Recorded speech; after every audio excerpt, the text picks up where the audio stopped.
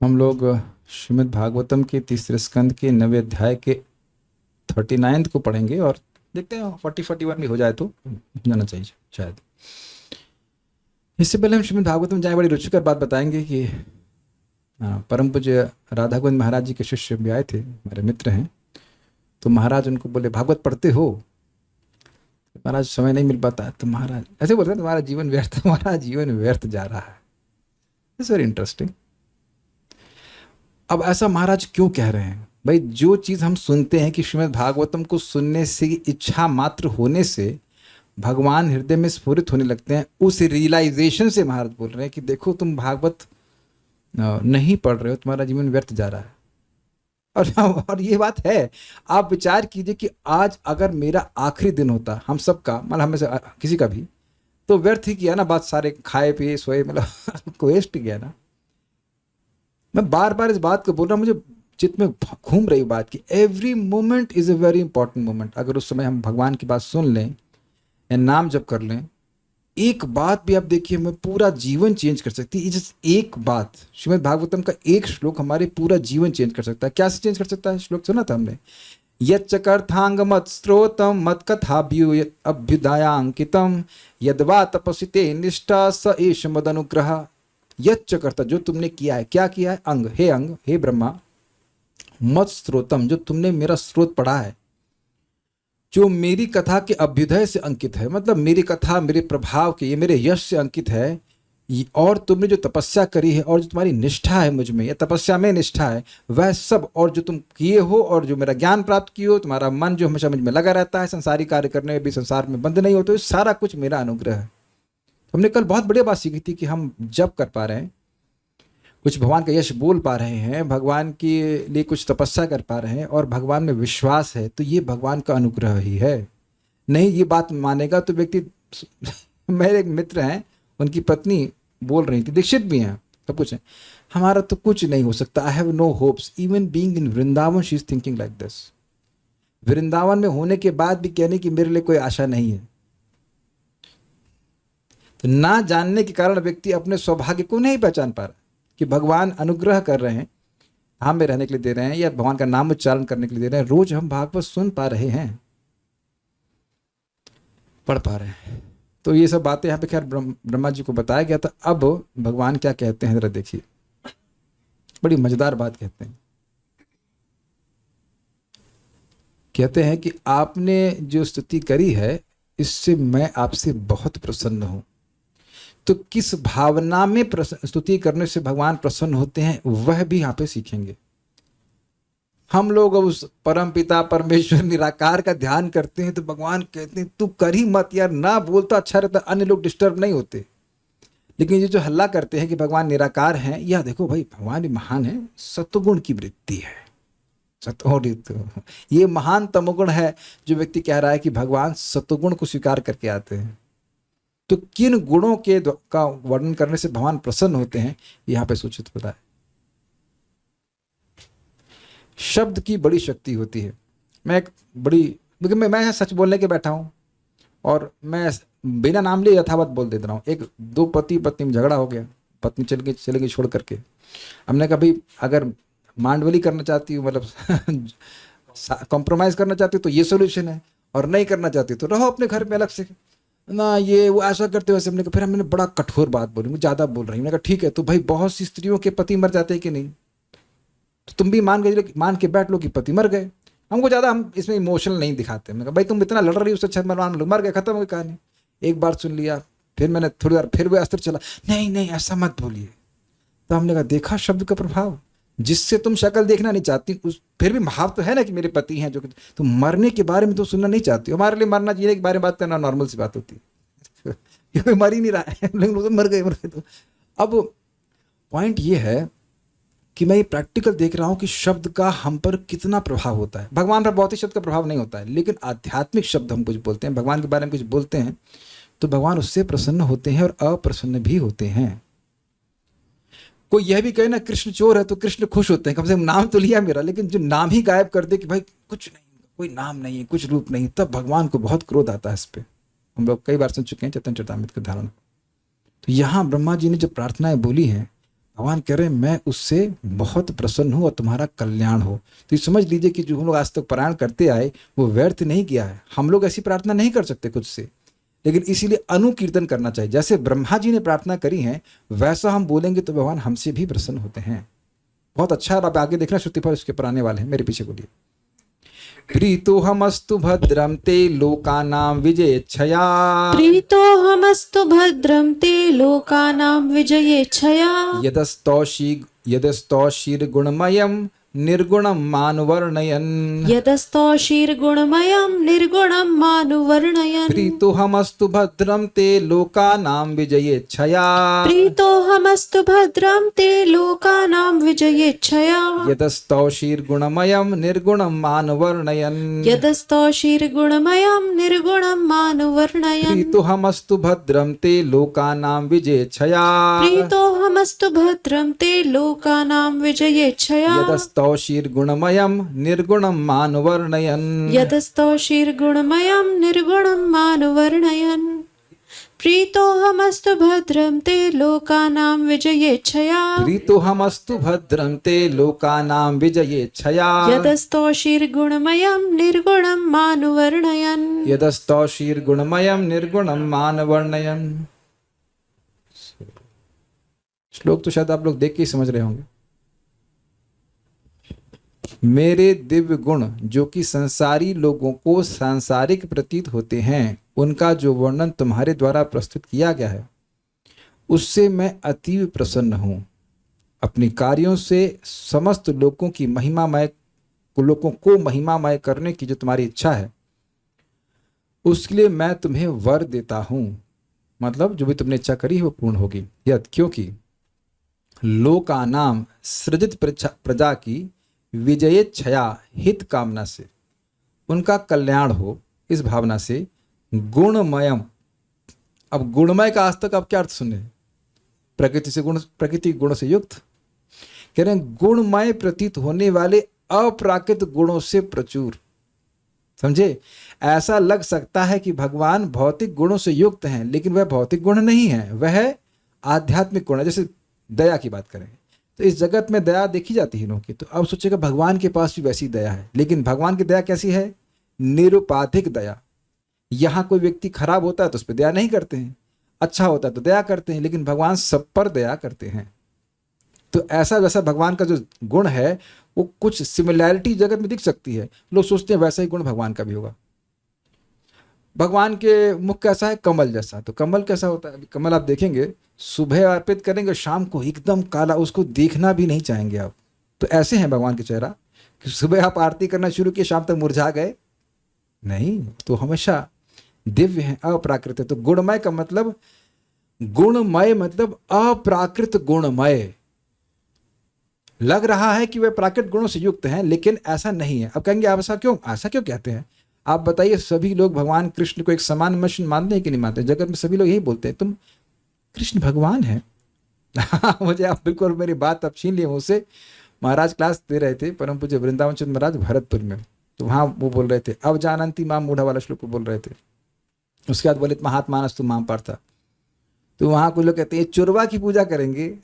कृष्ण को चोर मानते हो, सोचते हैं कि भूखे हैं बेचारे, खाने में नहीं मिल रहा है तो मक्खन चुरा रहे इत्यादि इत्यादि। दुर्योधन भी सोचता था जब भगवान शांतिदूत बन करके आए कि इसको खाने का शौक है, अच्छा अच्छा खाना खिला के सब अपनी तरफ कर लेंगे। तो वो सोच रहे एक सामान्य मनुष्य हैं, ये सामान्य भावना होती है। तो यद्यपि गुणमय लग रहे हैं भगवान, लेकिन वह अप्राकृत गुणों से भरे हुए हैं। मय का मतलब होता है जो वस्तु उस वस्तु से ही बनी हुई हो। जैसे तेजोमय, तो तेजोमय कौन व्यक्ति है बताइए? सूर्य। Very good. तो अब वो तेज से ही बना हुआ है। तो इस जगत की हर वस्तु गुणमय क्यों है? क्योंकि वह प्राकृत गुणों से ही बनी हुई है। रजगुण तमगुण सतगुण से ही प्रधान है, प्रधान से सारी वस्तुएं आई हैं। तो लोग सोच सकते हैं कि भगवान का वपु भी इसी प्रकार से बना हुआ है, लेकिन ऐसे भगवान नहीं है। इसलिए कह रहे हैं गुणमय प्रतीत होने वाले अप्राकृत गुणों से प्रचुर भगवान की, निर्गुणम तथा प्राकृत गुणों से रहित, मां अनुवर्णयम। अभी देखिए शब्द बड़ा अद्भुत है। मां शब्द आज तक आपने किस अर्थ में सुना है? मां मतलब ना, नहीं, लेकिन यहां मां का अर्थ है मेरे।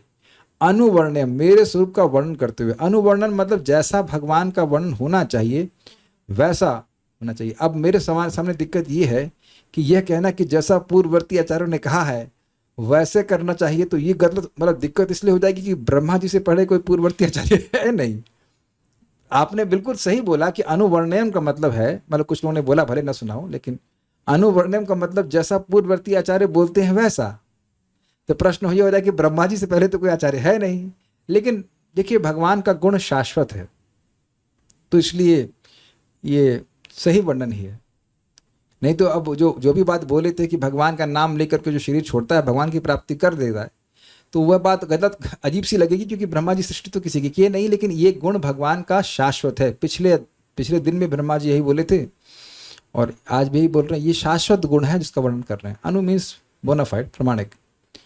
अस्तौषी अहम प्रीता, मेरी स्तुति की है अतः मैं तुमसे प्रसन्न हूं। तो स्तुति करने से भगवान प्रसन्न होते, यह भी सीखा।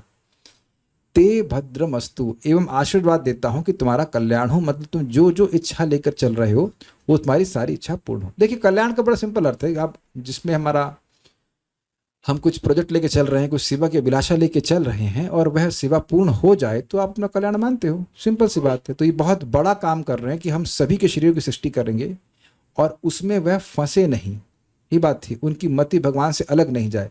तो भगवान ने कहा तुमने स्तुति दी करी है, मैं तुमसे प्रसन्न हूं। श्लोक बड़ा सिंपल है। इंटरेस्टिंग बात है यहाँ पे कि हम लोग भगवान की कुछ प्रार्थना करें तो संदेह हो सकता है कि क्या भगवान इससे संतुष्ट होंगे। तो अब ब्रह्मा जी की प्रार्थना आप करेंगे तो क्या वहां संदेह है कि भगवान संतुष्ट होंगे? कि कोई संदेह नहीं, क्योंकि भगवान स्वयं बोल रहे हैं हम बहुत खुश हैं। जैसे मान लीजिए कोई घर में आया, अब आप भोजन बनाने के मामले में संदेह करते हैं कि क्या बनाया जाए, प्रसन्न करना चाहते हैं, लेकिन यह नहीं पता होता कि इन्हें अच्छा क्या लगता है। और मान लो कोई चीज अच्छी लगती है तो वो किस तरह से बनाने से वह पूर्णतः संतुष्ट होंगे, ये होता है ना दिक्कत।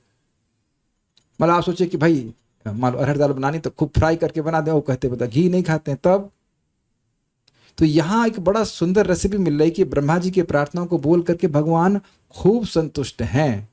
तो श्रीमद् भागवतम के आशीर्वाद है कि हमें क्या बोलना चाहिए जिससे भगवान संतुष्ट हो जाए। मैं फिर रिपीट करूंगा, इस क्लास की शुरुआत मैंने एक शब्द की महत्व से करी थी कि एक लाइन से व्यक्ति चिढ़ जाता है या प्रसन्न हो जाता है,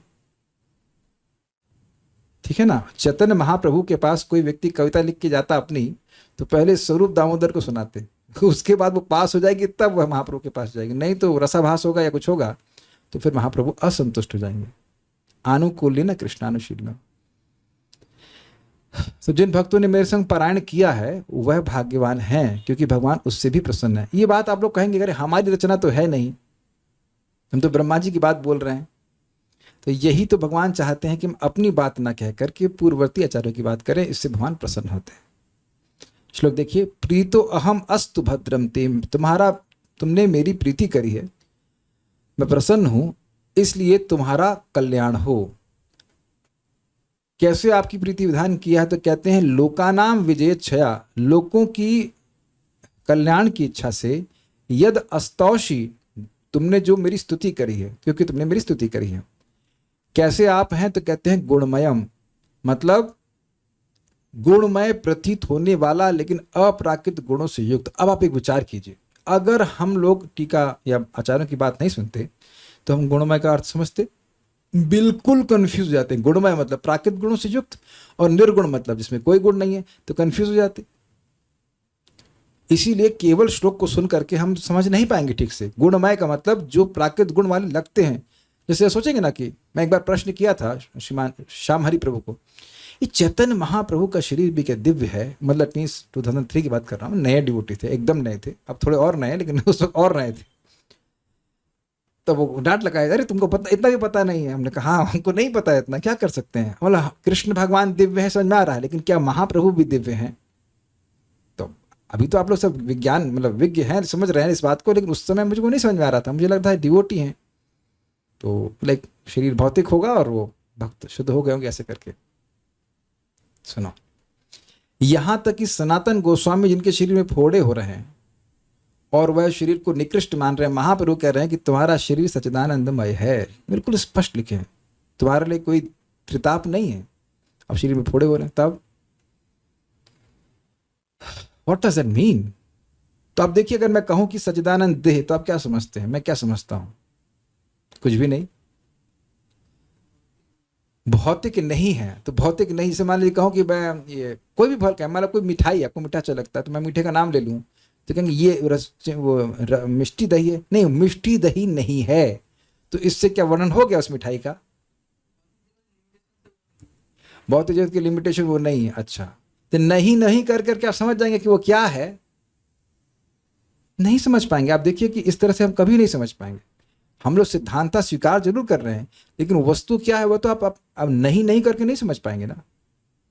ये प्रोसीजर है ही नहीं भक्ति का। ये जरूर बोल रहे हैं कि गुणों से परे है, लेकिन गुणों से परे वस्तु क्या है वो?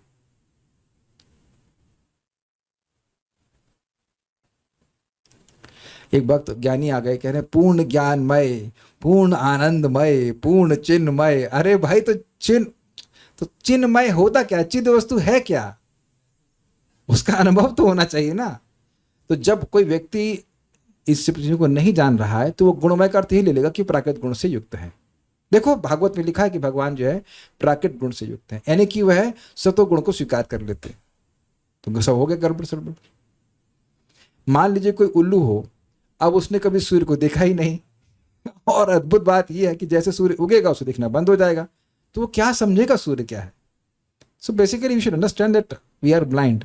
इसलिए जब हम शास्त्र सुनते हैं तब हम कुछ समझते हैं कि हाँ, भगवान कुछ दिव्य वस्तु है। नहीं तो आप में से एक व्यक्ति हाथ नहीं खड़ा कर सकता कि जिसने कह दे कि वह कृष्ण कॉन्शियसनेस की फिलॉसफी को सुने बिना सोच लिया था कि भगवान त्रिगुणातीत है।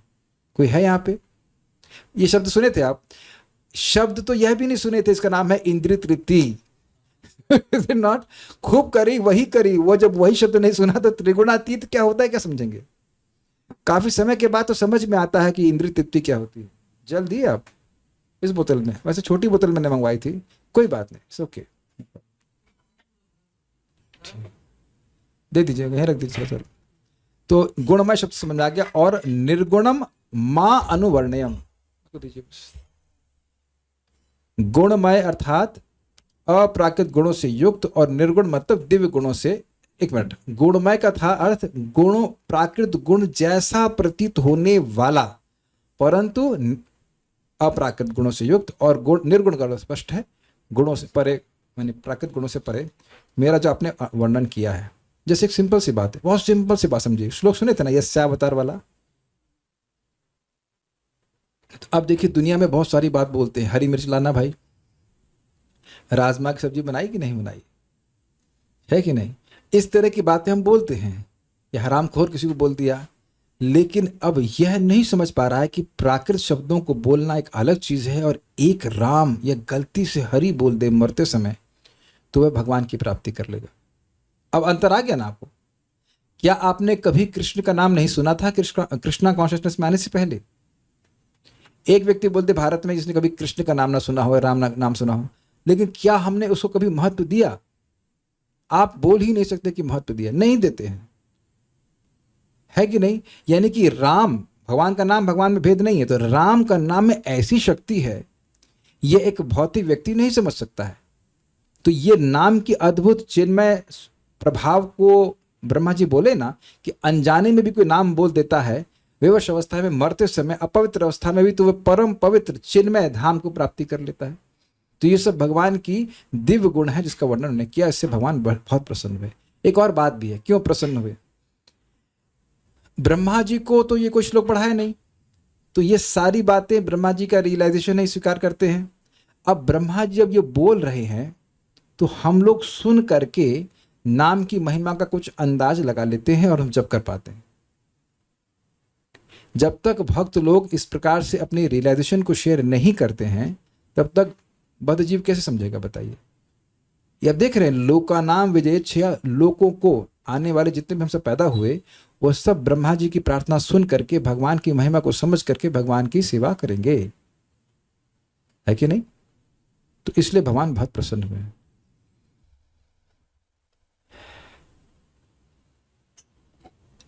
आज प्रभुपाद जी का लेक्चर मैं सुन रहा था, बड़ी सुंदर बात प्रभुपाद कहते हैं। कहते हैं कि देखिए नारद जी हैं, ये व्यासदेव हैं, ये हमारे गुरुजन हैं, उन्होंने जो हमें बताया है अगर हमने खाली स्वीकार किया, सांस लेते ना वैसे, और छोड़ी नहीं सांस, मतलब दूसरों को नहीं बताए, तो हम ऋणी ही रह जाएंगे। Very interesting. जो भी सामर्थ्य है, जितने लोगों से भी आप बता सकें, बताना चाहिए भगवान की बात। Think about a life where you से सांस लेके बैठ के सांस छोड़ेंगे नहीं, अरे खर्चा होगा भाई, खर्चा हो जाएगा सांस लेने छोड़ने में। मैं इस पर रिफ्लेक्ट कर रहा था कि every time you take a breath you get prana. हर बार आप सांस लेते हैं तो शक्ति मिलती है ना, तो हर बार फ्रेश एनर्जी इसीलिए मिल रही है क्योंकि सांस छोड़ रहे हो। Do you agree with this? काफी इंटरेस्टिंग बात है ना। जितनी बार आप भगवान के बारे में बोल रहे हैं उतना और आप प्रतापी होते जा रहे हो, आपका तेज बढ़ रहा है, पवित्र हो रहे हैं। आज महाराज की भी इस बात को बोल रहे थे। यस, पर हमारे कृष्ण उपाध्याय प्रभु को परम पूज्य राधा गोविंद महाराज समझा रहे थे कि खुद नहीं पढ़ना है, पढ़ाना है।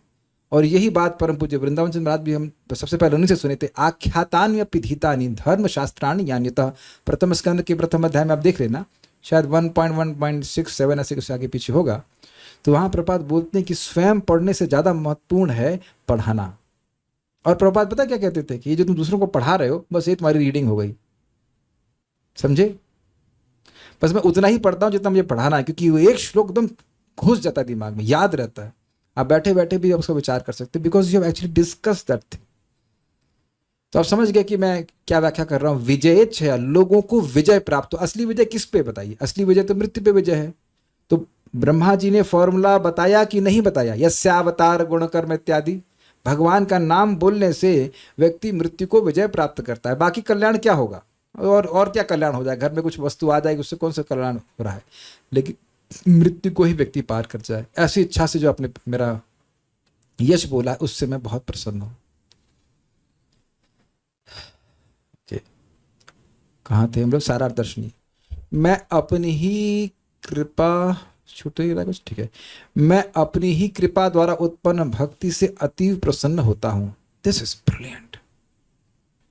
भगवान की व्यक्ति भक्ति कर रहा है, क्यों कर रहा है? भक्तों की संगति से, भक्तों की कृपा से कर रहा है। तो वह कृपा कहाँ से इंपोर्ट हुई? भगवान से ही। ये बड़े मजेदार है भगवान।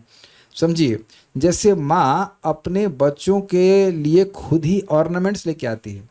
माता जी लोग बिल्कुल समझ रहे होंगे, पिताजी भी समझ रहे हैं। या बच्चों के लिए फ्रॉक, कपड़ा, जो कुछ है वो माता पिता ही लाते हैं, पहनाते भी वही हैं।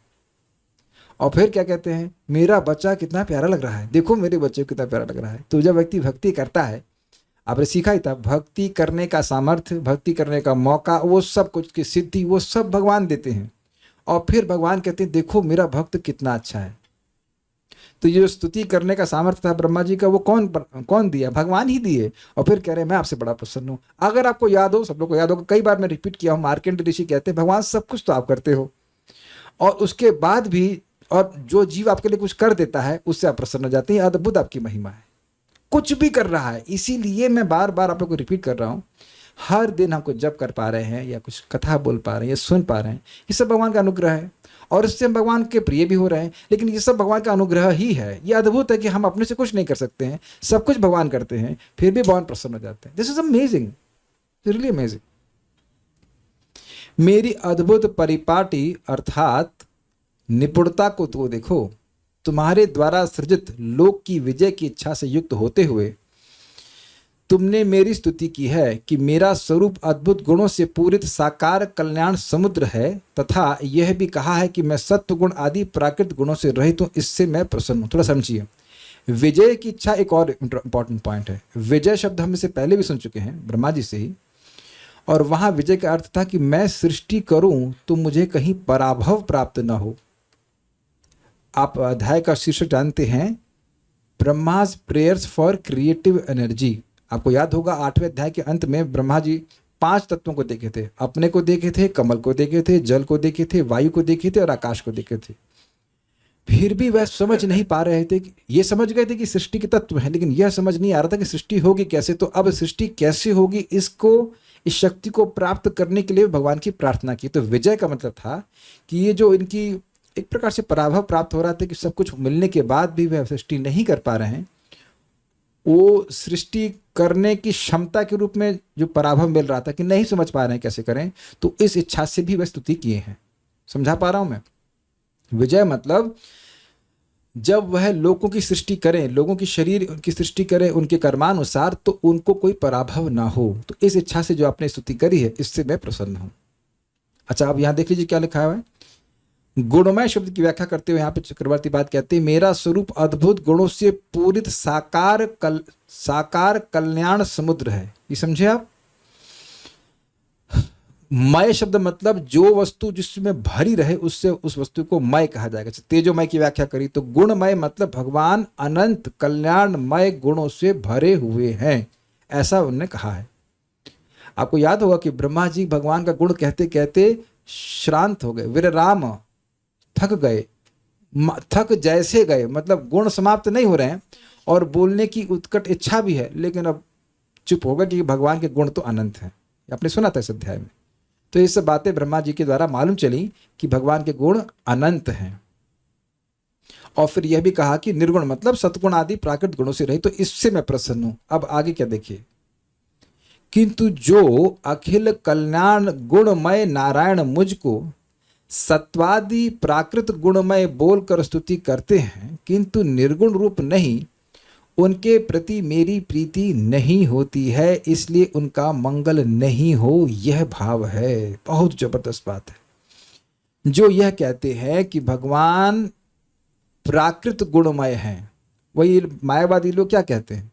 वो यह कहते हैं कि एक निर्विशेष ब्रह्म है और उस ब्रह्म का संपर्क सतगुण से होता है, और उससे जब सतगुण का संपर्क होता है तो भगवत स्वरूप प्रकट होते हैं। कृष्ण, राम, नारायण, जो भी भगवान के अवतार हैं वो बहुत दिव्य, बहुत उत्कृष्ट हैं, लेकिन वह सतगुण के विकार हैं, उनमें रजोगुण तमोगुण नहीं। तो ऐसा लग रहा है कि वह भगवान की महिमा बोल रहे हैं, लेकिन अपितु वह भगवान की निंदा कर रहे हैं। भगवान पूरी तरह से दिव्य हैं, चिन्मय हैं। तो ऐसा जो वो लोग बोलते हैं, इससे भगवान प्रसन्न नहीं होते। दूसरा पॉइंट क्या है? उनको निर्गुण नहीं कहते। अगर वह निर्गुण कहते भी हैं तो उनका अर्थ ये होता है कि भगवान में कोई गुण है ही नहीं, जबकि निर्गुण का अर्थ होता है भगवान प्राकृत गुण रहित हैं। ये बात है। तो अब देखिए, सिद्धांतिक बात अगर गलत बोल देते हैं तो भगवान की प्रीति नहीं होती। एक बात समझ लेना होगा हमें कि भगवान की प्रीति होने से ही, भगवान के प्रसन्न होने से ही हमारा कल्याण होना है, अन्यथा कल्याण होने का ही नहीं।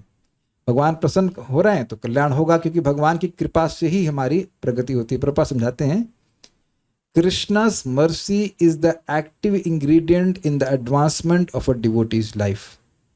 स्पष्ट समझाया? भगवान की कृपा ही एक भक्त की आध्यात्मिक प्रगति में, क्या बोलेंगे एक्टिव इंग्रेडिएंट को, सक्रिय, हिंदी में मजा नहीं आ रहा है, लेकिन मुख्य पदार्थ है, मुख्य सक्रिय पदार्थ है। इसके द्वारा ही हमारी प्रगति होनी है। ठीक है ना? तो ये बात समझ में आनी चाहिए कि क्या बोलना है। ठीक से बोलो, समझे? पता ठीक से बोलो बोलते, तो वही भगवान बोल रहे हैं कि ठीक से सुन करके बोलना चाहिए। तात्पर्य, ब्रह्मा जैसे शुद्ध भगवत भक्त तथा उनकी शिष्य परंपरा के भगवत भक्त सदैव यही चाहते हैं कि ब्रह्मांड भर के सारे जीव भगवान से अवगत हो लें। याद आ गया? समझ में आ गया? विजयेच्छया, जीव की विजय यही है कि भगवान को समझे। भक्ति इस इच्छा को सदैव भगवान का आशीर्वाद प्राप्त होता है। इसीलिए हम फिर रिपीट कर रहे हैं, हमारी एफर्मेशन इसी प्रकार की होती है। भगवान राधा रानी आपकी कृपा से हमें कृष्ण से प्रेम हो रहा है, तो भगवान राधा रानी तुम कर क्यों नहीं रहे हो? राधा रानी तो यही चाहती है कि प्रेम करो। परम पूज्य राधानाथ महाराज बड़े विनोद में कहते हैं, मान लो आप इस प्रकार से जब कर रहे हैं,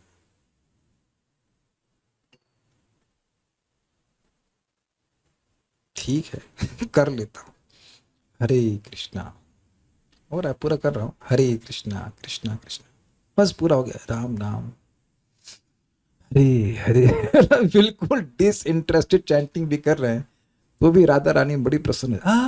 ही चैंटिंग नेम ऑफ कृष्णा। महाराज बड़े विनोद में कहते हैं, और बात सही है, कैसे भी अनादर पूर्वक भी नाम उच्चारण करता है तो भगवान प्रसन्न हो जाते। तो इस तरह के आशीर्वाद मांगने चाहिए। भक्त की इस इच्छा को सदैव भगवान का आशीर्वाद प्राप्त होता है। भाई साहब जबरदस्त बात है। कौन सी इच्छा को? ब्रह्मांड भर के सारे जीव भगवान से अवगत हो लें। अब इसका मतलब समझिए, अवगत मतलब इंट्रोड्यूस तो हो जाए भाई। ऐसा नहीं है कि मनुष्य जीवन प्राप्त करें और संपर्क भी ना मिले। ये आप लोग इसको बहुत शायद समझ लें तो बहुत अच्छा रहेगा।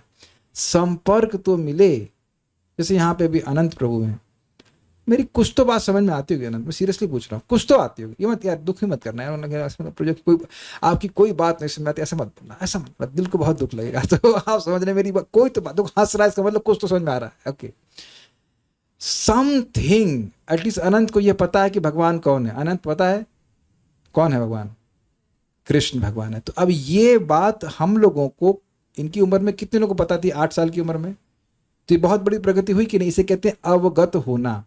और अगर ये तो स्कूल नहीं जाते ना, गलत काम नहीं करते, ठीक है, लेकिन अगर ये स्कूल में जाएं और आकर के अपने टीचर को पूछें कि भगवान कौन है, तो काफी संभावना है वो यही कहेगा कि भगवान है ही नहीं, या फिर सबको भगवान बना देगा। वो भी वही दूसरा तरीका कहने का। तो जो एक बच्चा इस बात से अवगत हो गया, वो उससे कितना एडवांस हो गया।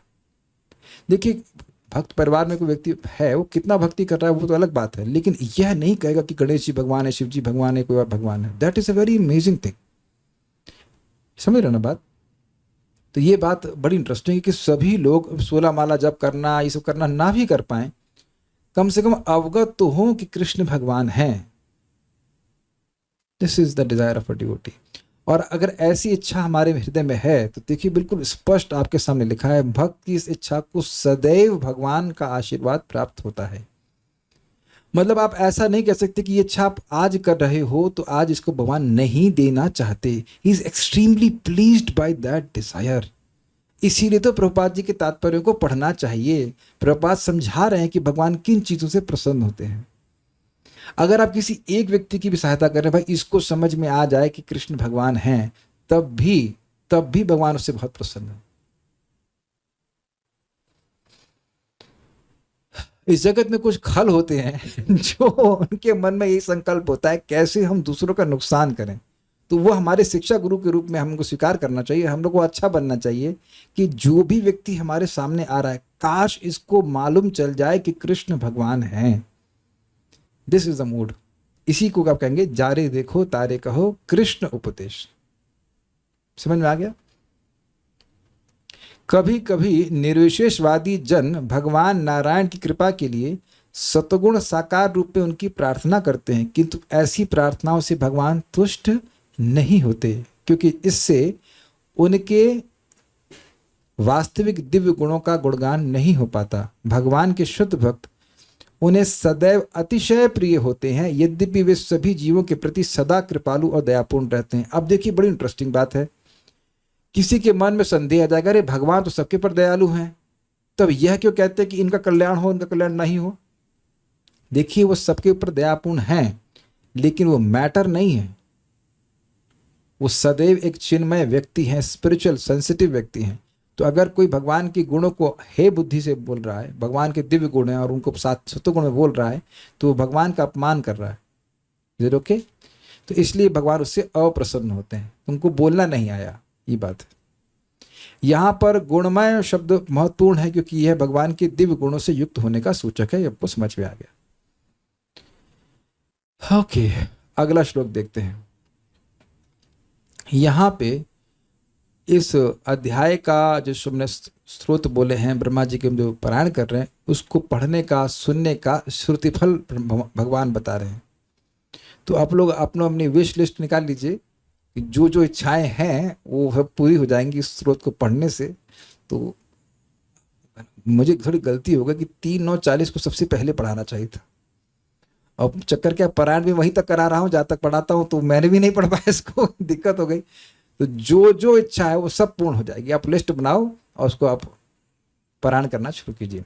या एतेनापमान, एक मिनट, यहाँ पर लिंक ये है कि तुमसे प्रसन्न हो जाऊं, इसका तो कहना ही क्या, जो तुम्हारी प्रार्थनाओं को बोलेगा, मतलब योग्य अयोग्य साधु असाधु कोई बोलेगा, उसकी भी सारी इच्छाएं पूर्ण हो जाएंगी बहुत जल्दी। मेरे पीछे बोलिए, या एतेनापमानित्यम स्तुत्वा स्तोत्रेण मां भजेत् य एतेन पुमान् नित्यं स्तुत्वा स्तोत्रेण मां भजेत् तस्याशु सम्प्रसीदेयं सर्वकामवरेश्वरः तस्याशु सम्प्रसीदेयं सर्वकामवरेश्वरः य एतेन पुमान् नित्यं स्तुत्वा स्तोत्रेण मां भजेत् य एतेन पुमान् नित्यं स्तुत्वा स्तोत्रेण मां भजेत् तस्याशु सम्प्रसीदेयं सर्वकामवरेश्वरः तस्याशु सम्प्रसीदेयं सर्वकामवरेश्वरः य एतेन पुमान् नित्यं स्तुत्वा स्तोत्रेण मां भजेत् य एतेन पुमान् नित्यं स्तुत्वा स्तोत्रेण मां भजेत् तस्याशु सम्प्रसीदेयं सर्वकामवरेश्वरः तस्याशु सम्प्रसीदेयं सर्वकामवरेश्वरः बोलिए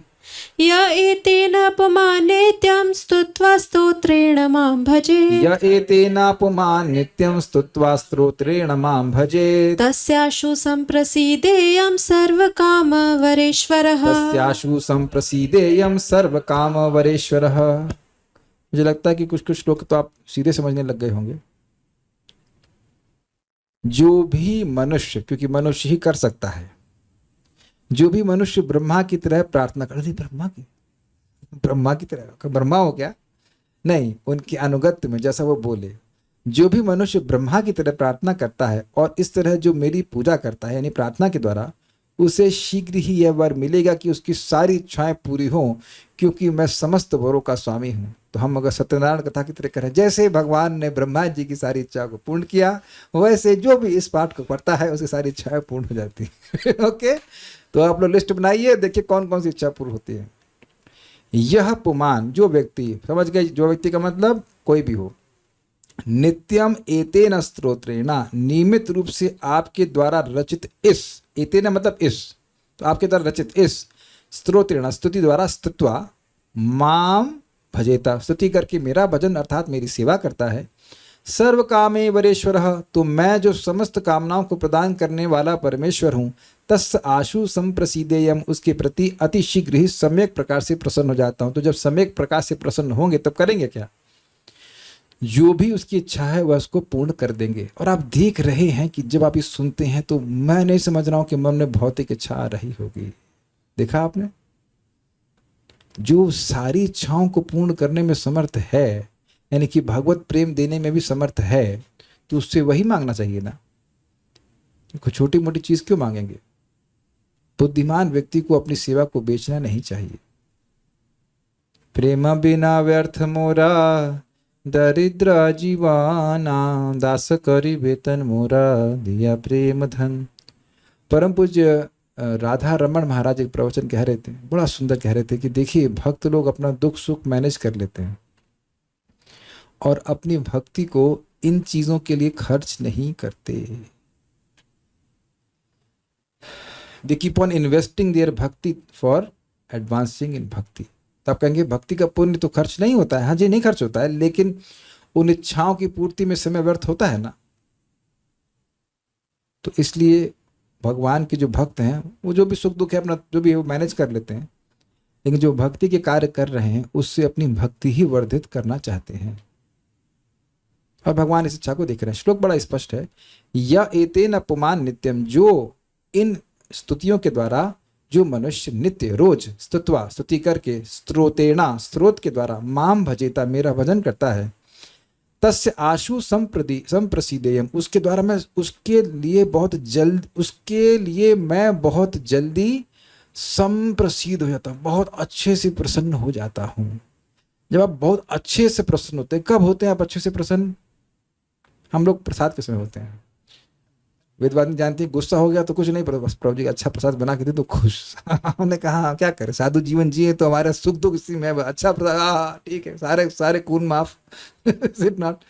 तो अब कोई व्यक्ति जब बड़ा प्रसन्न होता है तो कहता है वाह वाह वाह वाह। मतलब हम लोग के पास तो कोई सामर्थ्य नहीं आशीर्वाद देने का, लेकिन भगवान जब प्रसन्न हो जाते हैं तो वह कुछ भी दे सकते हैं। और यही भगवान आगे 11वें स्कंद में कहेंगे कि व्हाट इज दैट, स्वर्गापवर्ग मद धामा कथंचित यदि वांछति, मेरे भक्त मद भक्ते लभते अंजसा, मेरे भक्त बड़ी आसानी से प्राप्त करते हैं क्या?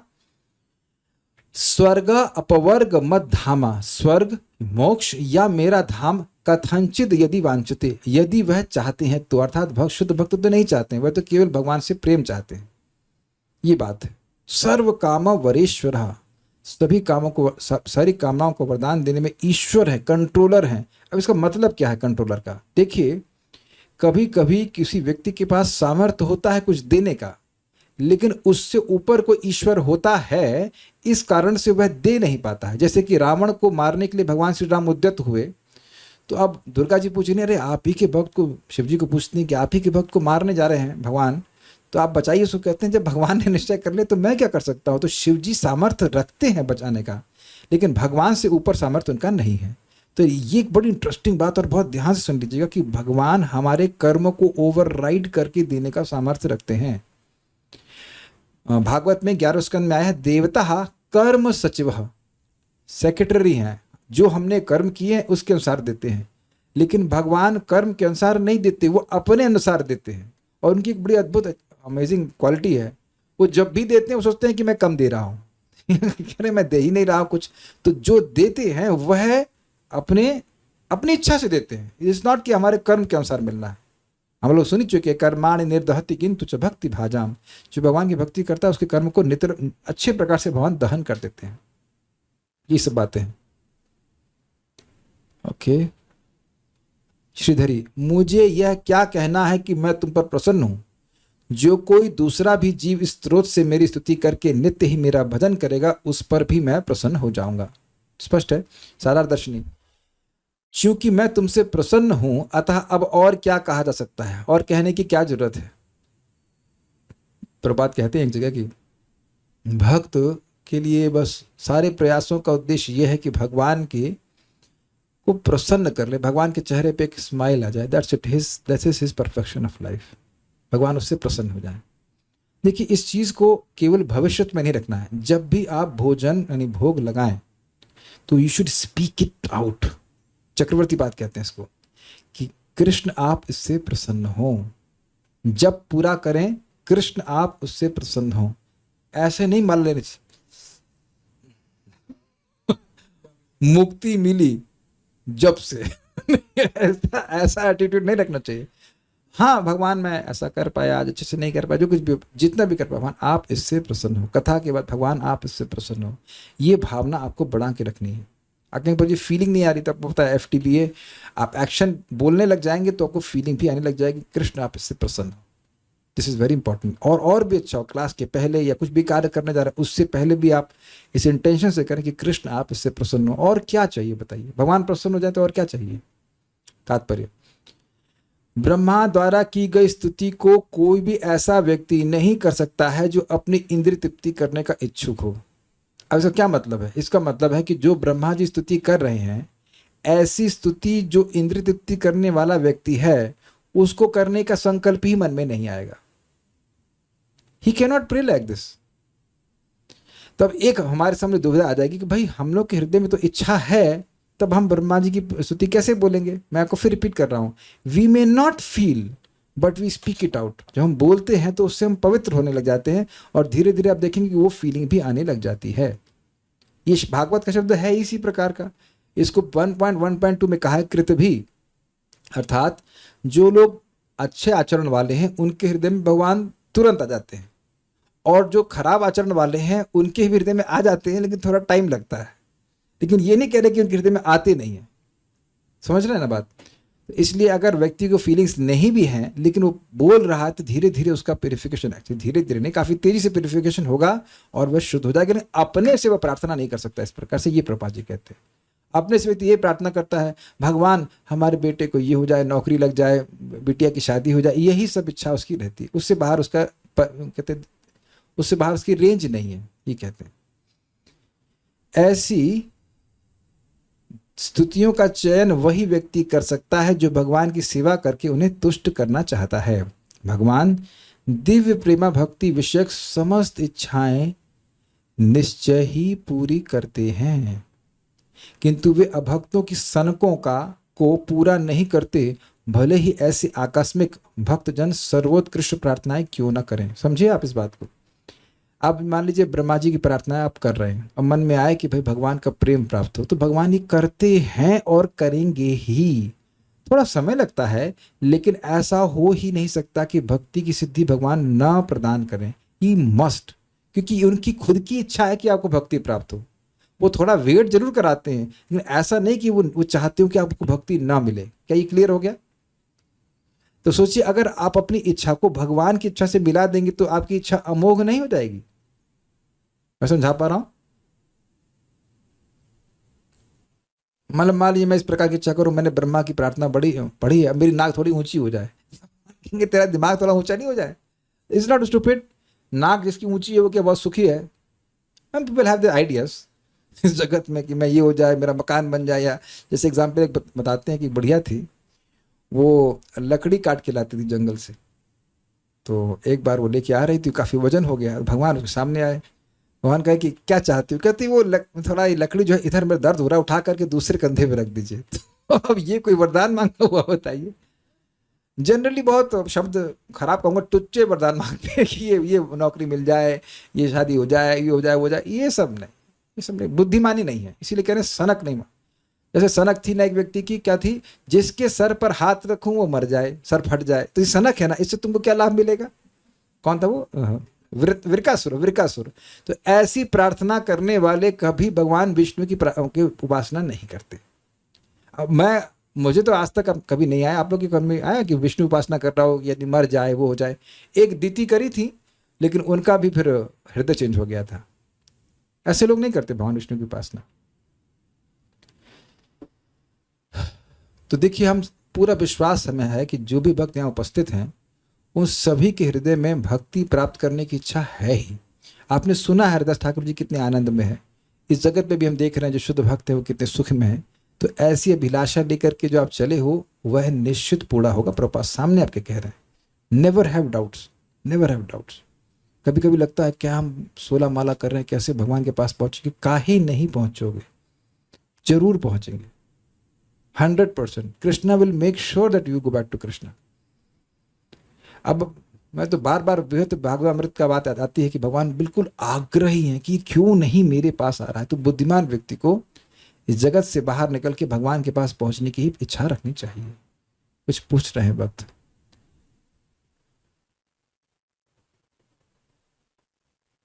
हमें भगवान से भगवान का प्रेम प्राप्त करने की इच्छा मांगनी चाहिए। और हम ये जानते हैं कि प्रेम प्राप्त करने से पहले जो हर्डल्स हैं, जब तक वे दूर नहीं होंगे, इंद्रिय समित एक्सेट्रा, तो तब तक उस स्टेज तक व्यक्ति नहीं पहुंचेगा। तो यदि डायरेक्ट प्रेम प्राप्त करने की इच्छा की जगह हम ये उन हर्डल्स को दूर करने की इच्छा भगवान से रखें, तो क्या ये गलत होगा? कह रहे हैं कि भाई प्रेम प्राप्त करने से पहले अनर्थ निवृत्ति होनी चाहिए। तो बड़ी बात मांगो। आप डोनेशन कलेक्शन करना नहीं सीखे हो। हम भी को भी इसमें एक्सपर्ट नहीं है, लेकिन जो लोग एक्सपर्ट हैं वो कहते हैं कि जब आप किसी से बोली ना, मान लो किसी को मान लो अरबपति है, तो आप उसके जाकर पास मांगे, उसके पास जाकर बोलते हैं हमको 1000 रुपये देंगे, तो अपना अपमान मानता है। उसे बोली सरकार 50 लाख दीजिए, तो हाँ मैं कुछ हमारे को समझता है। अब मान लीजिए कोई मेरे पास आके बोलेगा 50 लाख दीजिए, कोई बोलेगा मेरे पास पक्कड़ बाबा किराए के मकान में नहीं, कहाँ से देंगे? अग्रीड। तो आप समझ रहे। अब कोई मान लीजिए बिरला के पास जाए, सर सरकार सरकार क्या चाहिए, 100 रुपये दे दीजिए, तो कहेंगे यार तू ना मुझे 100 रुपये के लायक समझा बस। बड़ा साइकोलॉजी बड़ी जबरदस्त है कि जो व्यक्ति महावदन्या है उससे हाईएस्ट चीज मांगी। तो वो वैसे मैंने सुना है कि हम 50 लाख मांगेंगे तो 5 लाख जरूर मिल जाएगा। तो वो भी मतलब ऐसा बोलते हैं, ऐसा करते हैं। तो अब आपने करना क्या है, सीधे प्रेम मांगना है। दूसरी बात क्या है कि प्रेम आपके हृदय में बस बसा ही हुआ है, भगवान स्वयं उसको हटाएंगे सारे कुछ। अच्छा, मांग रहा है प्रेम, क्या करे? प्रार्थना भी हरिदास ठाकुर ही कर रहा है। 10 अपराधे ना हृदय ना पाशे, कृपा करी महाप्रभु मजी नाम रुसे। अब ये बताओ ना कि 10 अपराध, ये भी प्रार्थना है ना हरिदास ठाकुर जी की, 10 अपराध मेरे हृदय में को ना जकड़े और मैं नाम के प्रेम में हमेशा डूबता रहूं। तो दोनों प्रार्थना कर ली ना, हर्डल्स हटाने की प्रार्थना भी कर ली और भगवत प्रेम प्राप्त करने की इच्छा भी व्यक्ति करती। तो दोनों चीज करते हैं। और इसमें एक बड़ी सुंदर भाव यह है कि भगवान अगर आप कृपा नहीं करेंगे तो ये अपराध मेरे चित्त से जाने वाले नहीं। तो यहाँ भगवान यह भी देख रहे हैं कि भक्त मुझ पर निर्भर है और इस बात का वह अनुमोदन, ही इज एक्सेप्टिंग, हिंदी में क्या बोलेंगे, स्वीकार कर रहा है कि आपकी कृपा के बिना ये नहीं होने वाला। जैसे रूप गोस्वामी जी ने प्रार्थना करी थी, वो क्या है, त्वं कृष्ण नाम कामम स्फुर में रसने रसेन सदा। हे कृष्ण के नाम, आप अपनी इच्छा से रस से युक्त होकर मेरी जिह्वा पर वर्तमान होइए, यानी मेरा सामर्थ्य नहीं। तो इस दोनों प्रकार की प्रार्थना भक्तों ने करी है। क्या भौतिक इच्छा के साथ कृष्ण प्रेम की इच्छा भगवान से करना भी गलत है?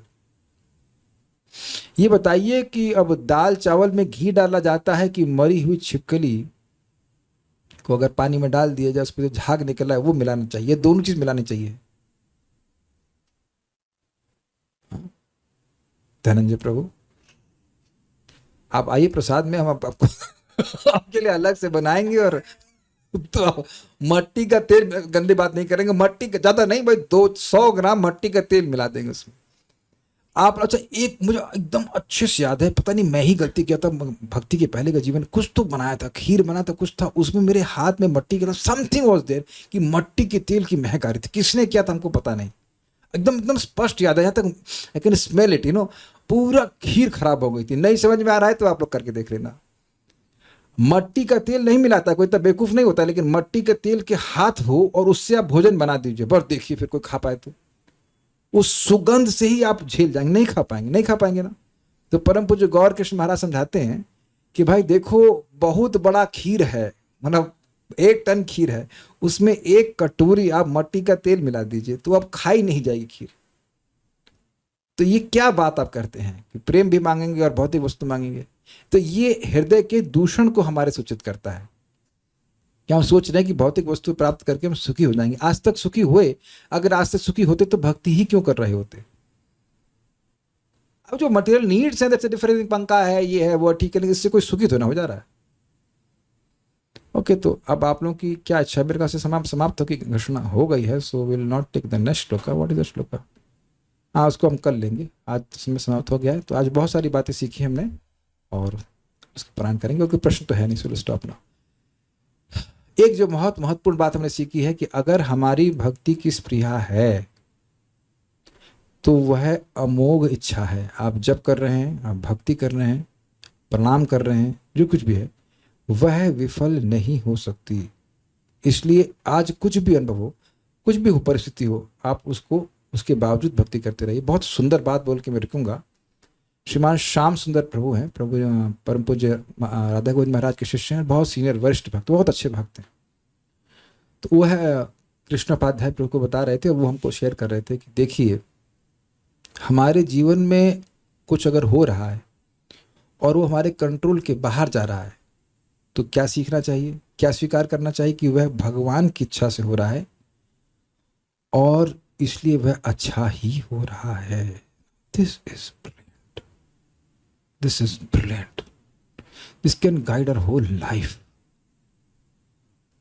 Very nice.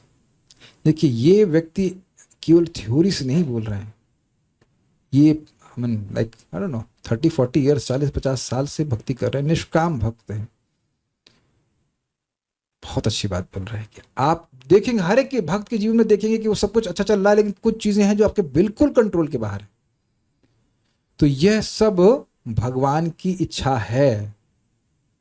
ईशस ही वशी लोको योषा दारोई मई यथा। और भगवान हमारे संग गलत नहीं कर रहे। इसलिए ये सब विश्वास तब होता है जब व्यक्ति शास्त्र को, भागवत को रोज सुनता रहता है कि भगवान हमारा गलत कभी नहीं कर रहे हैं। आज हमको नहीं समझ में आ रहा है, लेकिन आगे जाकर के आप भक्ति करते रहेंगे तो देखेंगे भगवान हमारा गलत कभी नहीं करते हैं, कभी गलत नहीं करते हैं। भगवान हमेशा चाहते हैं कि हमको भक्ति का वरदान प्राप्त हो, बल्कि वह उनको थोड़ा सा दुख होता है कि हमसे मांग क्यों नहीं रहा है भक्ति, है ना। आमी भजे मांगे विषय सुख। ये मूर्ख व्यक्ति हमसे हमारा भजन कर रहा है, अमृत का भजन कर रहा है और विष मांग रहा है हमसे।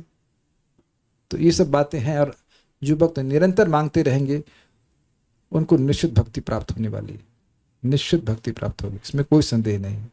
This will end here. Just chant the prayers of Brahma ji non stop. Shrimad Bhagavatam की जय, श्रील प्रभुपाद की जय, निताय गौर प्रेमानंदे।